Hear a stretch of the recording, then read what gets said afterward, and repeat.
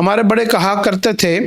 کہ اگر آپ کو کسی بات کا پتہ نہیں ہے نا تو آپ اہل علم لوگوں کے پاس بیٹھنا شروع کر دو۔ اگر آپ نے کہیں سفر پہ جانا ہے نا اور آپ کو اس راستے کا پتہ نہیں ہے تو آپ قافلے میں شامل ہو جاؤ۔ اگر آپ نے بزنس کو سیکھنا ہے نا تو بزنس مین کاروباری لوگوں کے پاس بیٹھنا شروع کر دو۔ آپ نے جن لوگوں آپ جو بننا چاہتے ہیں نا آپ اس طرح کے لوگوں میں، محفلوں میں، قافلوں میں شامل ہو جاؤ تو آپ کا حشر، آپ کا شمار انہی لوگوں میں تھوڑے عرصے بعد ہونا شروع ہو جائے گا۔ اسی طریقے سے جو بندہ یہ چاہتا ہے کہ میرا شمار نیک لوگوں میں شامل ہو جائے، میں توبہ کرنے والے لوگوں میں کے ساتھ میرا حشر ہو جائے، اور میں جو ہے نا خیر اور بھلائی والے لوگوں کے ساتھ میرا جو ہے نا وہ